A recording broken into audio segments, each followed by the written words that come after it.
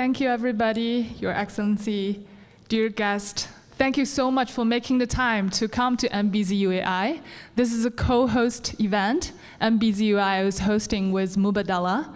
Let me introduce Umeima, who's the Deputy Chief Communication Officer from Mubadala. And she, as a co-host, will welcome you all and introduce you to the panel. Good afternoon, everybody. Assalamu alaikum. Thank you for being here today.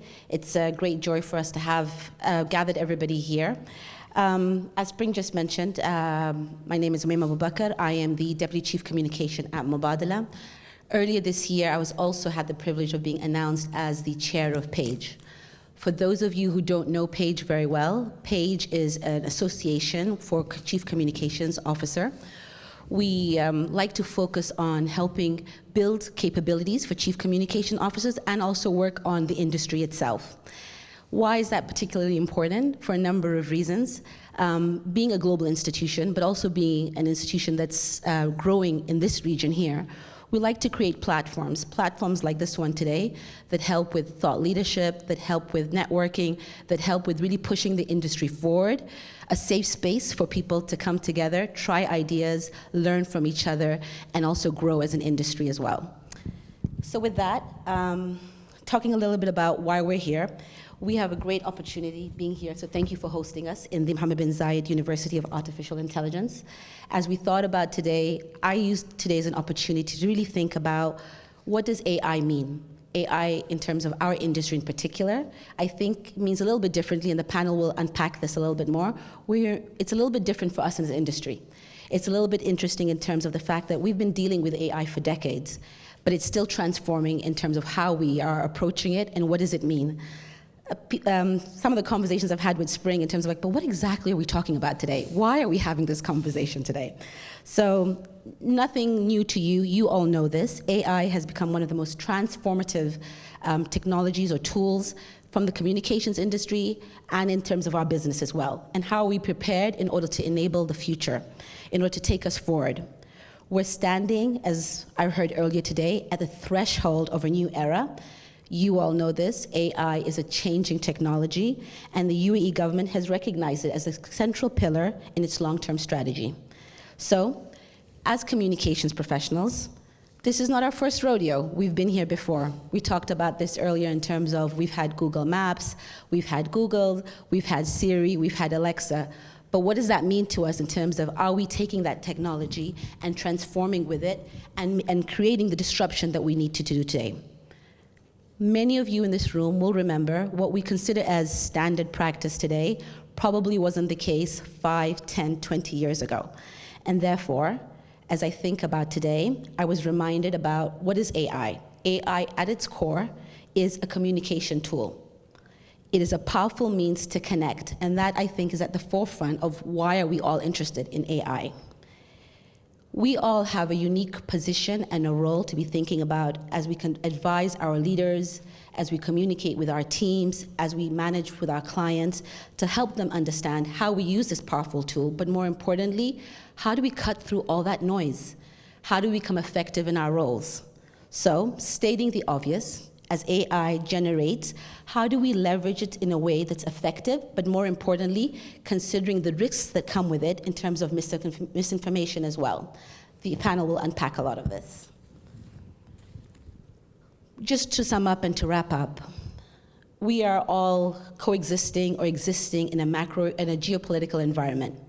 We're all forced in our daily lives to make fast decisions, considering the risks that come with it, navigating the challenges, thinking about how to uncover opportunities that other stakeholders haven't been thinking about, and this is requested from us in minutes.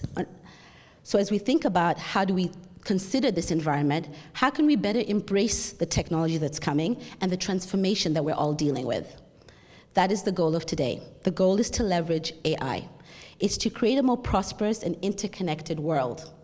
It's not just about enabling industries to adopt this tool, but it's also about laying the groundwork, not just for us, but for future generations to make further breakthroughs. So with that, I hope you enjoy today's agenda, find value in the conversations and the connections that we're creating here for today. Thank you for having me and for listening, and thank you for Mohammed bin Zayed University for hosting us. And Becky, not a stranger to many of you, Becky Anderson from CNN will introduce the next panel. Thank you very much indeed. You made it all sound so easy. If we can, thank you. And if we can, address, just half of what you posited there, I think we'll have done a good job today. Thank you to our incredible hosts for putting together such a fantastic event.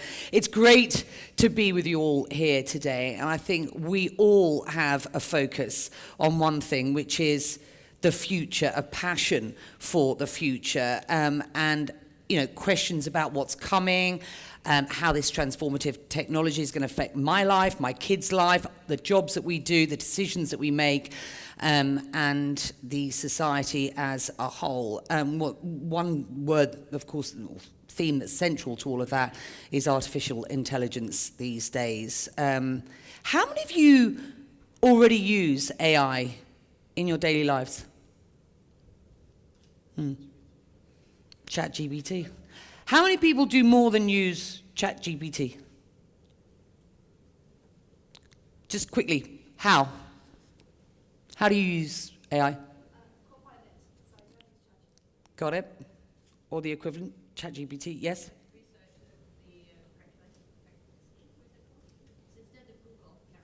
Got it. Whichever product it is. Yep. Anybody else? Yep. Okay. I just want to give you guys a sense of where the audience is at as far as the use of AI. I think we're probably all exposed to AI a lot more than we actually think we are, and certainly will be going forward. I think the strategic importance of AI in communication today, as you rightly pointed out, is significant. It is multifaceted, but we are only at the beginning of our journey. Most of us are at the very beginning of our journey. Today is all about taking a deeper dive into the now and into the future. There is no better place when we talk about AI and the future than talking about it here in Abu Dhabi, fast becoming one of the world's foremost AI capitals. And there is nobody better to drive that conversation and discussion than one of the world's leading AI thinkers, Professor Xing, President of MBZUAI, joined today by Giacomo Ziani from G42, an Abu Dhabi headquartered global AI company, VP of Corporate Marketing and Communications at G42. So to set up what we're going to do today, and to try and break down where we are at and where we are headed, just have a look at this. While we wait, can I test the room again with another raise of hands? Go on. How many of you in the room believe that AI will eventually be a positive force for good and will have positive outcomes? Okay, it's a good majority. I wanted to understand the split. Let's play the video. In Formula One, human meets machine. With AI, machine evolution is accelerating. Our sport is changing, and so is the world around us. And now there's a choice to be made. A choice between different futures. Will we choose technology that takes more than it gives, with data that discriminates and ignores diversity? Do we want more global inequality, or something better? Could AI be our alternative intelligence to help us find solutions to the problems brought upon ourselves? Can AI be a responsible technology that brings a new world of possibilities to all? Better performance for a better humanity. The choice is with us. It always has been. And Lewis Hamilton poses a very central question here. Are we going to harness the power of AI for good, or will it drive a deeper divide in societies? And that's sort of the background to what I think we want to discuss today. I think the point of this discussion is to really try and break down where we are at and where we are headed. And I want to start with you, Eric, if I can, because you and I have spoken a number of times on my show at CNN, and it's been amazing to have you in and to see just how forward-thinking and forward-leaning you are, to understand where we are at and where we are headed. I think sitting in Q 2024, I'd like to get your sense of how this technology is going to transform our reality. Thank you for the question. First of all, I want to thank Becky and you to come to our campus, to take this event.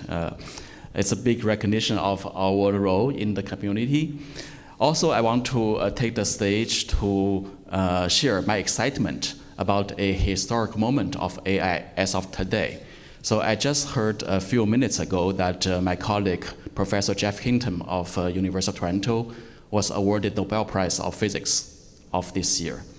It's huge for the field of AI that we really want to celebrate, because not only this science is growing into maturation in terms of giving out a lot of amazing technology, it is also now getting the recognition from some of the best colleagues and pioneers and researchers in other fields such as physics. And you can probably see why Hinton gets a prize in physics, right? That means one of the origins of our current AI technology, such as the deep neural network used in ChatGPT, had its origin from some of the simple statistical models in physics. And the award, according to what I read, is to recognize the pioneering contribution of Hinton and also Hopfield to unlock that seemingly simple and primitive technology and grow it into what we see now as AI. I think that's one of the inspirations that always drive with scientists to push the envelope and also to further advance our technology. Now, getting back to your question about where we are currently in AI. I think the general public are taking AI at a very, very high level surface value as of now. It's about ChatGPT, for example.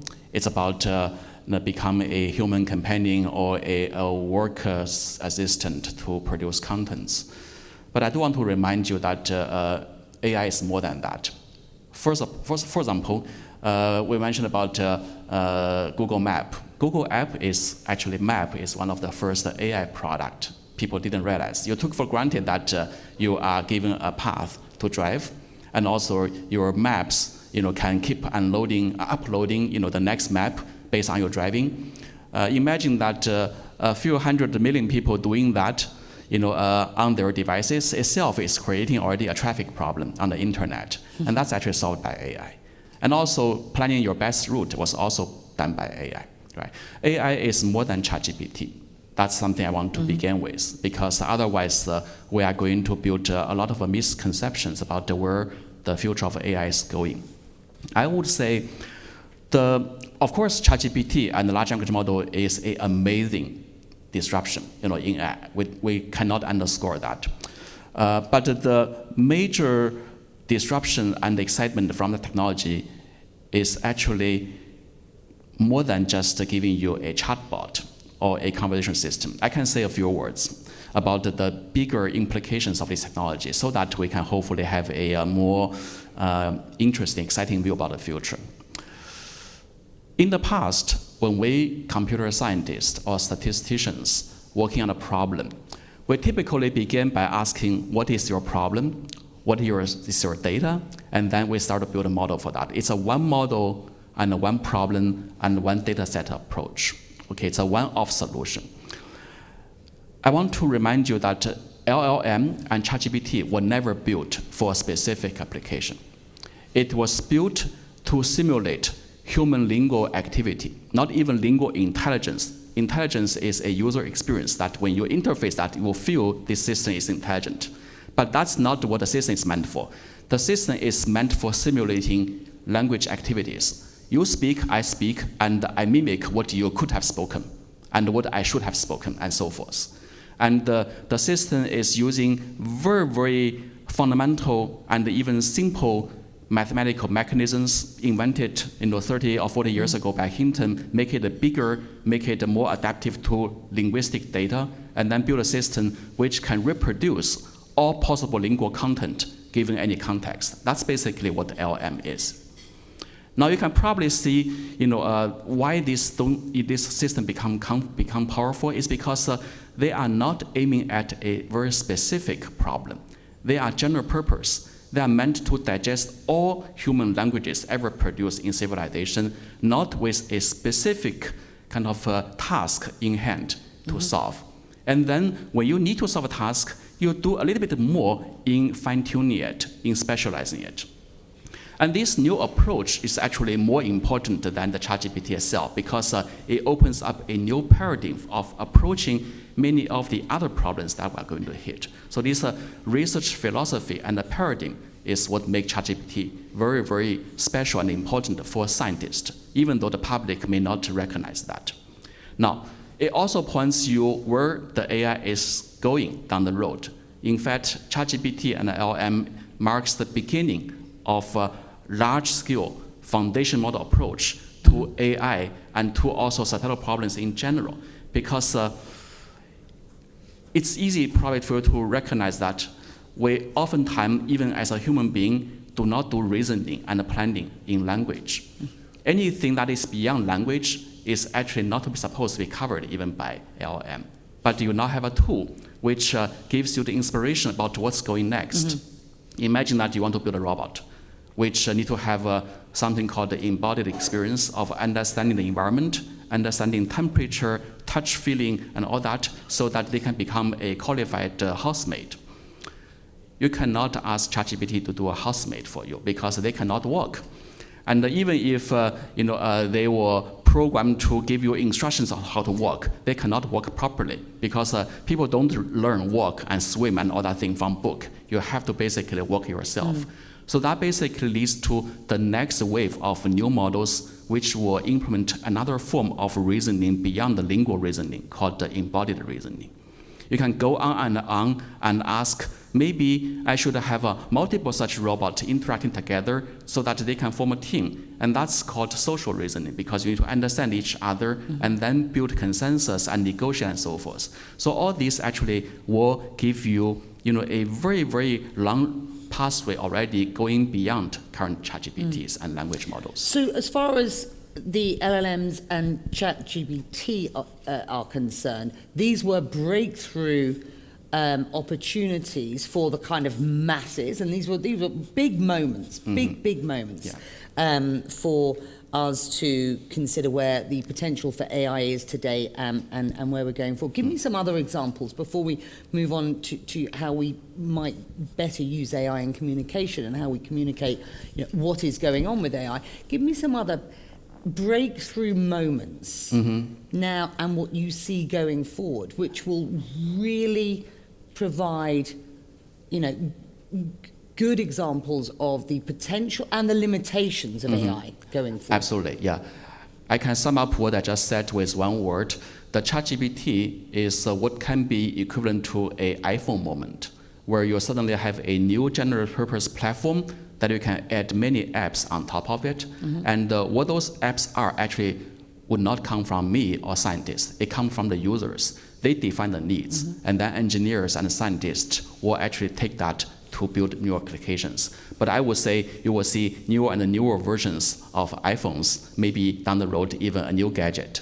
But you are asking for probably is even something beyond that. What could be, say, the next SpaceX rocket, the next new vehicle that takes us to Mars and so forth, right? So I could try to name a few. For example, LLM and large language models is meant to understand human language. How to program life, right? As an organism, we were programmed by DNA and then turn into protein and then made into a cell. That's a new form of language that is not even linear. They actually have both a unique programmer and a program and also a unique vocabulary and also context of understanding for that.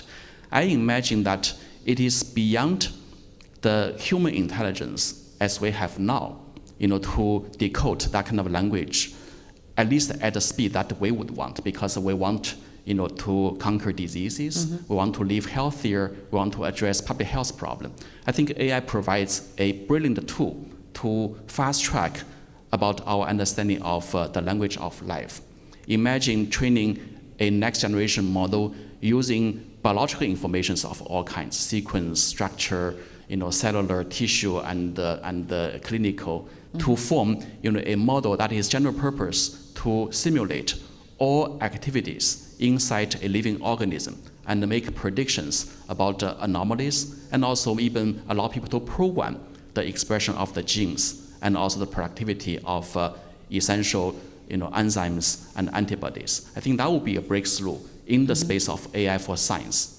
And then, of course, you can enumerate the AI for science in other domains, such as environment, being able to predict and optimize environmental management.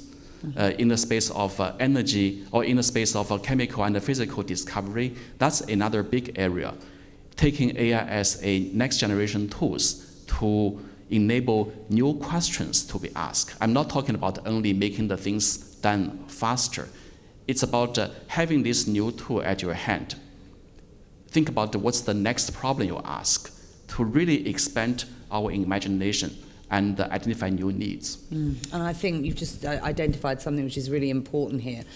As we start, most of us, our journey on the sort of AI route, as it were, what are the questions that we should be asking of experts like yourself as you are involved in the research and development of this entire technology? So, it's about how we, ask the right questions and communicate those answers to a wider audience. Certainly, go on. If I may add to that, I think, I emphasize the role of people, in this whole journey, because it is the people who ask the question, and also it is the people who steer the journey and use the tool. This is very important. I just heard from the script from the movie, I just heard that can AI be a responsible technology, which is already a problematic statement because it is impersonating a technology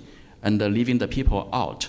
I would say technology by itself is neutral. It is not responsible or irresponsible. It is the people who use it be responsible or not responsible. I think that education is needed so that people know the potential of an AI system as the next microscope, the next vehicle to go afar, and then think about how can we ask the right question and what should be avoided and so forth. So people have to be in the loop to steer this very powerful tool. Giacomo, let me bring you in here. We are speaking to a room filled with communication specialists and decision makers. Can you just explain, for the benefit of those who don't know as much about G42 as perhaps you might if you were living here in Abu Dhabi, exactly what it is that you do and how AI can and should play a role in making us more effective and efficient communicators and better decision makers? Absolutely. Thank you, Becky. Since we're still talking about kind of what AI is and what it can do for us, probably I'll start from there and share our vision of AI as G42. We see AI as a utility, the super utility of 21st century. So that's no different from electricity. And as electricity empowered the Industrial Revolution, AI will do the same now, probably with an even bigger impact for us all during this time. What is G42? G42 is a technology holding company, born and based here in Abu Dhabi in 2018. And it's quite a unique organization in the technology and AI landscape because it pretty much operates across the entire value chain of AI through its operating businesses.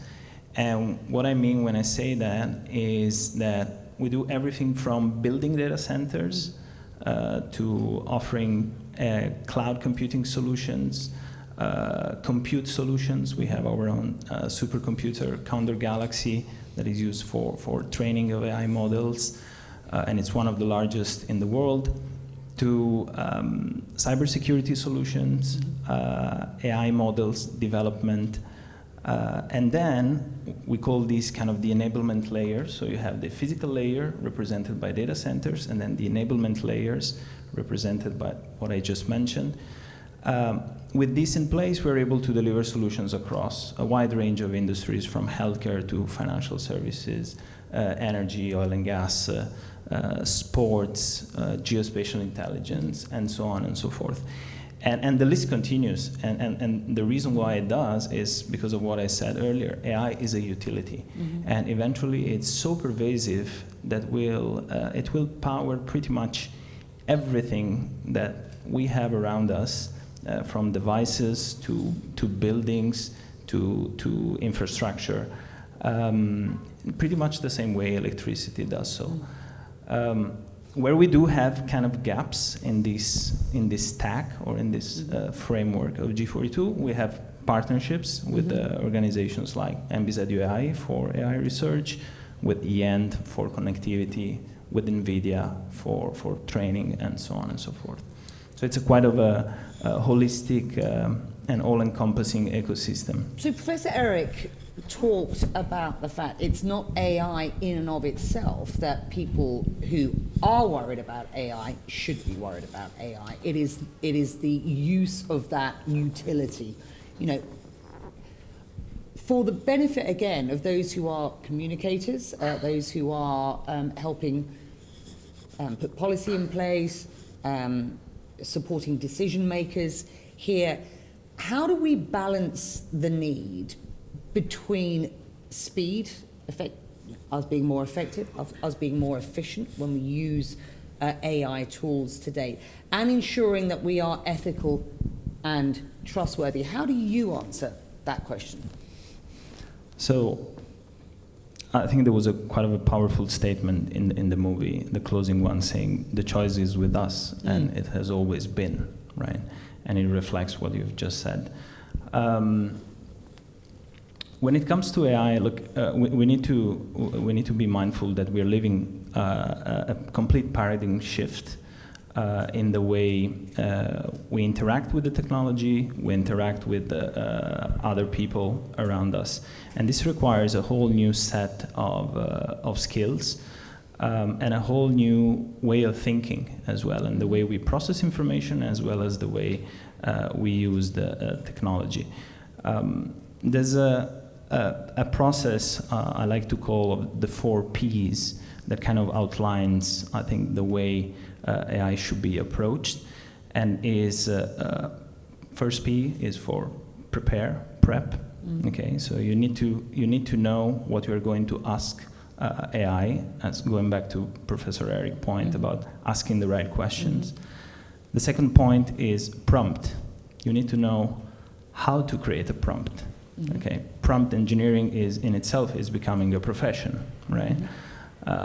And poor prompt will lead to poor output. Does everybody know what prompt engineering is here? Everybody understands that, yeah?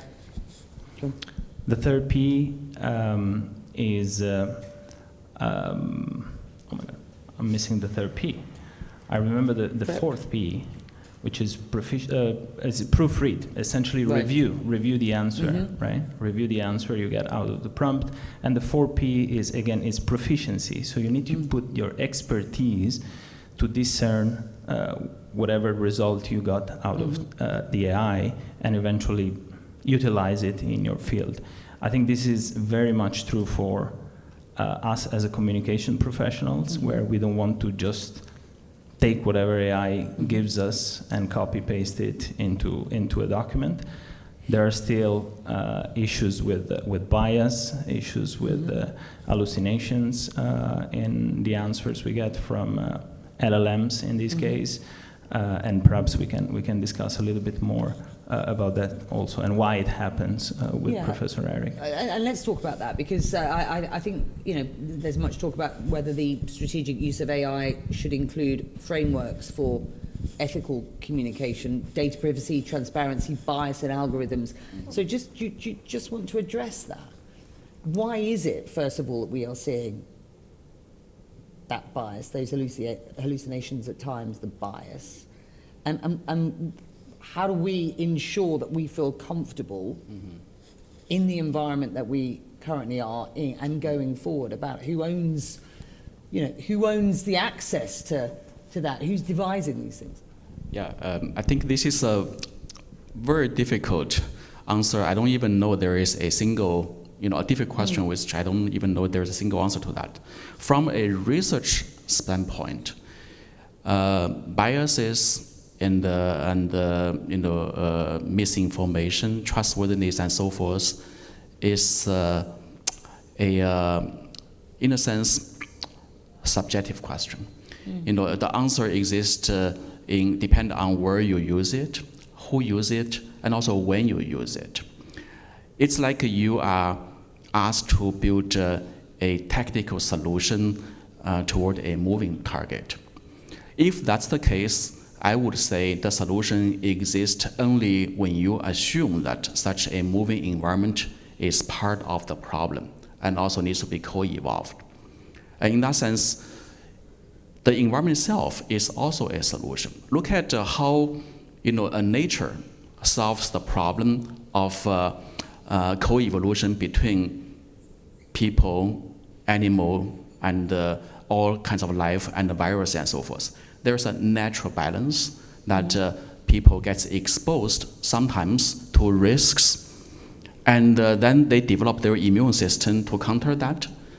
As doctors and healthcare workers, we know that it is actually not a good idea to keep any individual and people absolutely free from any germ and contamination and so forth, because that will make the person very weak. So I would say right now, we may be asking, in addition to contain what we see as today's risk, but also ask, how people can adapt to all these type of environment. I think right now, I remember last year when GPT was just released, people were overwhelmed by that. There are all sorts of shocks and emotions and so forth. And this year I heard a lot less than that. And I believe next year they may think the GPT is not catching up with their expectations. So this whole thing is changing. And therefore, setting up guardrails and setting up moderations, content reviews and so forth is, in my humble opinion, hardly pragmatic, to catch up with such a changing user environment and also the changing content. But do you really want to see guardrails, and if so, set up by whom? Or is your world of research, the deep thinking that you are doing, the deep thinking that you've explained around AI and science, for example, today, does that, do you genuinely want to see some sort of governance around the work that you are doing? Oh yeah, because governance. People are scared about the sort of conversations that, even though the discussion that we've just had about AI and science, for example, absolutely. So much deeper than an LLM. Absolutely, governance is very important. Just like in the auto industry, you need to have traffic rules, you need to have cops, you need to have road signs. But many of these exist outside of the car manufacturing and actually outside of the car engineers and also the car scientists. It's really about where to put the guardrails and also where to enforce regulations and so forth.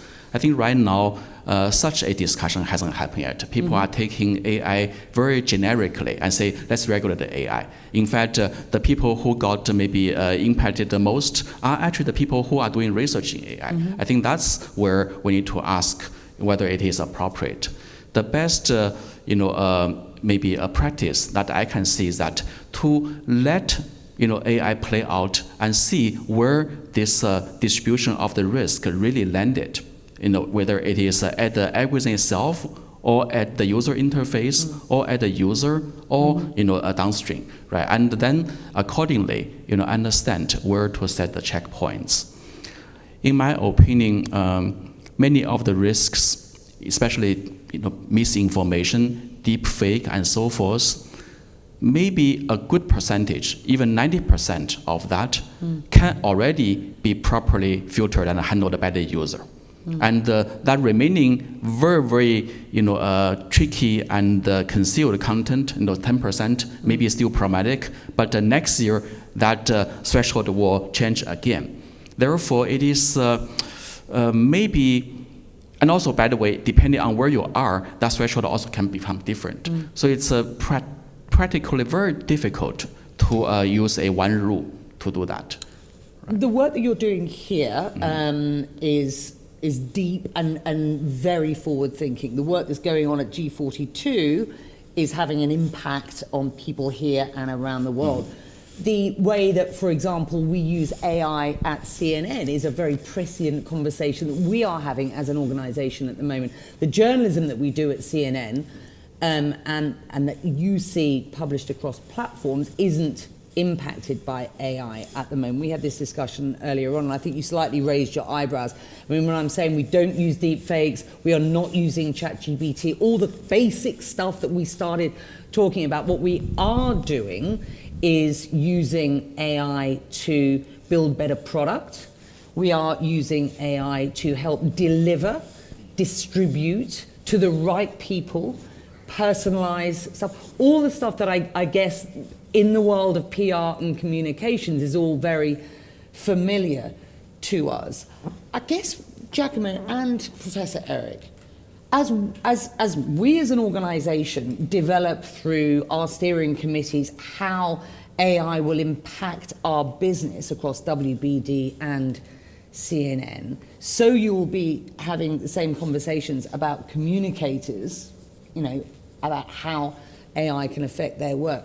What can we expect from G42 that is new and different going forward? And what sort of questions should we be asking of G42 to best communicate your story of AI development and deployment? Let me take a step back. I want to, again, make it very, very practical and try to offer some examples of how AI is supporting decision making. Pretty much, I think at any level, so from nations to organizations to individuals, and we can touch then on some examples for communicators. At nation level, a couple of examples I can bring. One is the work we did during the pandemic, COVID-19. So the whole response management of against the pandemic was running based on insights received from AI. So there was a platform that was essentially merging data from public sources, news, from hospitalization rates, from positive PCRs coming in from the laboratories across the countries. All these data were ingested into a single platform, and these were giving real-time, basically, insights to the decision maker to decide whether, for example, we had to extend the curfew or we had to block inbound rate, right? So that's kind of an application of AI and the power of AI for decision making at kind of a national level. At an organizational level, again, many ways in which it plays out. An example could be Board Navigator. Board Navigator is a solution we announced actually a few months ago for IHC, and it's very much like a board companion, a board assistant for board operations and board resolutions. And again, it allows, it ingests a history of documents from the company and organization performance, as well as cross-reference it with the market information and public data, and it delivers insights to board members that allows them essentially to set the path forward for the organization. Different domain, perhaps I can bring an example of the work we're doing in sports with UAE Team Emirates, right? We have created a platform that, again, ingests data from like medical data as well as training data from all the different athletes of the team, and give kind of insights to the coaches about who is in the best state to perform at a certain race, which is upcoming in the next few days. And again, if we then move down to the individual level, there's quite a lot of work we are doing on that front as well. An example is JICE, our Arabic model, which was launched with MBZUAI last year, about a year ago, and that now has gone through several iterations, and it's the most powerful, most accurate Arabic model out there, and that truly empowers individuals that speak Arabic and communicators, obviously, to really gain access to generative AI in a way that was not possible before, because the Arabic language was really underrepresented in the digital domain. So these are some examples. When it comes to, again, ways in which communicators could utilize this technology, I think you made some examples, right, of how CNN actually is using it for distribution. Just yesterday I was listening to a podcast that was talking about audience segmentation and how powerful tools like ChatGPT are to create audience segments for product companies. And that is completely transforming an entire industry, which is that of the industry of market research, right? So the potential, again, is really limitless when we look at this technology as a utility, but it truly requires the expertise, first the expertise of the subject we want to investigate with AI, and then the critical thinking to understand what responses we are getting out of it and whether they are suitable to the use we're planning for them. I think it's really important, again, for this audience to understand, you know, the depth of expertise that we have here in what, as I described earlier on, is sort of, you know, one of the cities at the forefront of AI at present. Just listening to you delineating where G42 is at, looking at how AI is both developed and deployed across this country in a fashion which is, you know, really quite remarkable to see, and the speed at which we are seeing that deployment is remarkable. I think you talked about the AI applications across sport. I know here at this university there are specialists across every sector, so we're talking about sport, finance, medicine, you know, the deep forward-leaning work that you are doing across science as a whole. If you step back for a moment and just perhaps sort of close out this with the reason why you came here, Professor Eric, what you understood. You told me earlier on that you worked with Jeff Hinton, who we started talking about today, who was just literally today won a Nobel Prize for physics. You worked with him as a youngster. You know, if you sort of consider the journey that you've taken to get here, why here? When you arrived, you know, what was the thinking, and where were we headed going forward? Here. Yeah, thank you for the question. You know, a couple of years ago, when I was presented this opportunity, that was a time before even ChatGPT or big AI. But from the academia, we can already sense something big is coming, and the old institution, the old operation may not be the best fit, because, you know, to do advanced research, you need to have teamwork, you need to have a massive resource, you need to have different incentive mechanisms, and also you need to have an effective way to educate the public and the mass, you know, to understand and also support your work, right? To make all this happen in a single spot is not very easy.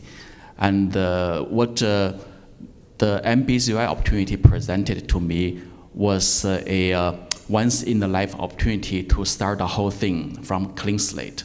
You build the institution the way it needs to be built to enable and propel the advancement of this new discipline.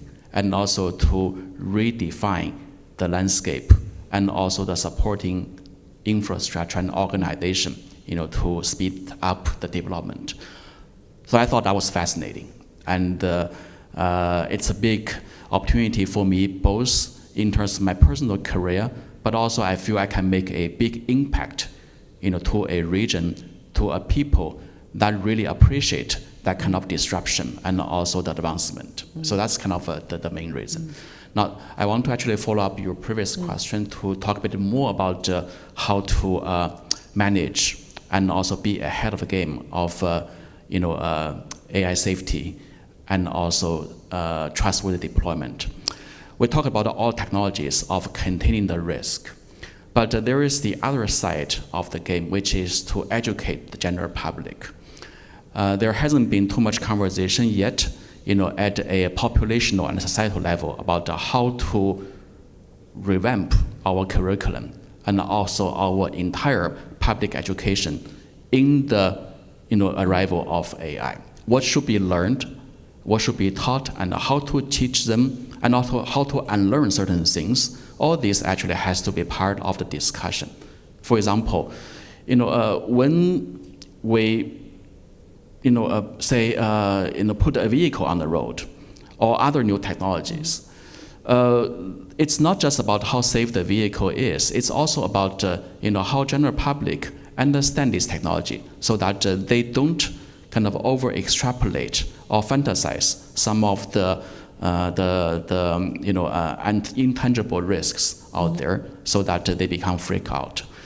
In AI, I don't think the current education is really designed to massively educate the general public about the nature of the new technology and how to use it. So I think that's very, very important. And that's actually also why I feel this university function is very, very central and impactful, because we've been actively engaging the public and also the stakeholders to reinvent the AI curriculum at all levels, starting from K-12, undergraduate level research. I think all this has to be now think more holistically to really get the public and the population prepared for the arrival of future technology, not just the current technology. Secondly, I also want to point out that, in fact, you just mentioned a very, very great point about having critical thinking about the function and the outcome, output of any AI system. AI system has no agency. Okay, it is literally just a tool. It is a people, who will use it. I would like to point out that in many cases, just like you see drivers. There are many stories about the drivers following Google Map blindly and drive them into a trench or somewhere without really putting themselves behind the wheel, right? Even when you're using a super powerful tool, as powerful as a autonomous driving vehicle, or an aircraft that is able to land and take off by itself, you always have a pilot behind the wheel to be ready to intervene when something goes wrong. That's the same thing we do for AI. You cannot just shut down your brain and blindly follow whatever comes out of AI. I think it is just a tool making your life a little bit easier, saving your time a little bit, helping you draft something, but you have to be the gatekeeper of what comes out of it. I think that kind of education and training in organization, even just in our daily life, is part of the solution to the AI safety, because together, there is always a symbiosis. And the AI fear, of course, as well, because I think that actually, my sense is that there is more fear from an older generation and those who are new to this, and there probably is to a generation who are using AI on a daily basis, 16, 15, 14-year-old who's on their device all the time. I don't think there is as much fear necessarily from a younger generation as there is from one which is being asked to adapt and adopt at this point. Which brings me to my last question, really, which is, you talked about it's a tool at the end of the day. It's how we adapt to using that tool, and the time that we might otherwise in the past have had to spend doing tasks what do we do with that time going forward? Which, ultimately, somebody asked me the other day, how do we remain human in all of this? How do we remain human, and what do we humans do going forward in what is the era of AI that you have talked to us about earlier on today? That's a great question. Now we review, the entire human civilization. We see new and new tools being invented. Isn't that making us more and more human, right? I thought that by leaving, things to systems that can do even better than us is to free up ourselves, out, for more thinking and to reflect our life and to think about the new potential opportunities. Imagine that if you have to work 6 days or 7 days a week, you probably don't have much time left to really appreciate life and to think about humanity, right? But I think, if you end up having many of your work or most of your work taken care of by a competent system, such as an AI system, civilization and humanity will thrive because we have more time to basically reflect and to think. So that's actually where I see, the AI revolution is going to advance human civilization even further. Technology is always, to my opinion, a good thing. We didn't realize how much technology do good for us. I remember 30 years ago when I watched TV and so forth, there are very often news about farming, starvation, war, and so forth. I have to say that now we're in a much better world. At least I very rarely see farming. Why? Because technology has reached to a point that we have enough food, literally enough food, for feeding all the people on the planet. And down the road, I think we also will have enough productivity, for our other work. And it is shocking that we are seeing stories about starvation and war. I mean, perhaps not the stories that you used to see about farming. Unfortunately, we are still seeing these other ones. It's another issue. Thank you. Can you just? I'm just going to give you the last word here. How do we remain human in all of this? And when you put your, with your G42 hat on, Professor Eric has just, framed his answer in, this is going to free people up to have more time to do more critical thinking. That answer also frightens the life out of people. We are, in a world where we are running to keep up, and that almost feels like that's what we're supposed to do. Freeing us up to do more critical thinking is not going to sit particularly easy for many people. That's a kind of frightening idea. How does G42 go about? If I may add one more point, I want to correct if I got misunderstood. It's not about freeing time only to do critical thinking. In fact, also to enjoy life. Well, that would be a good thing. Yeah.